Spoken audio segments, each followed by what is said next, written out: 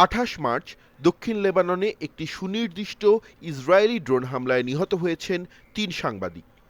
Hezbollah সমর্থিত আল মানার টিভির প্রতিবেদক আলী শোয়েব এই হামলায় নিহত হন। তার সঙ্গে নিহত হন আল ময়দান টিভির সাংবাদিক ফতেমা ফতুনি এবং তার ভাই ও ক্যামেরাম্যান মোহাম্মদ ফতুনি।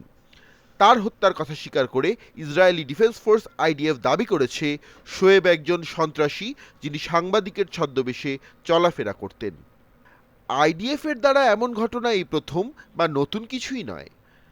দিনের পর দিন সব ধরনের আন্তর্জাতিক আইন ও জেনেভা কনভেনশনকে বৃদ্ধাঙ্গুলি দেখিয়ে একের পর এক গণমাধ্যম কর্মীকে হত্যা করে চলেছে দেশটির সামরিক বাহিনী। সংখ্যাটি আদতে চমকে দেওয়ার মতোই।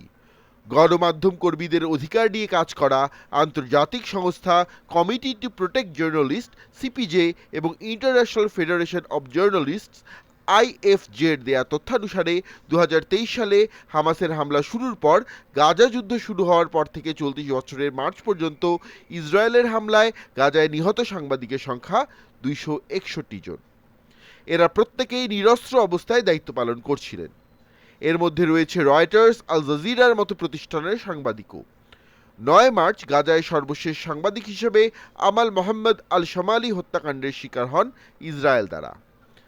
আন্তর্জাতিক সাংবাদিকদের সংস্থাগুলো একাধিকবার দাবি করেছে ইসরায়েল ইচ্ছাকৃতভাবে সাংবাদিকদের লক্ষ্যবস্তু বানাচ্ছে, যেন গাজায় তাদের দ্বারা সংগঠিত অপরাধের খবর বাইরে খুব বেশি প্রকাশিত না হয়।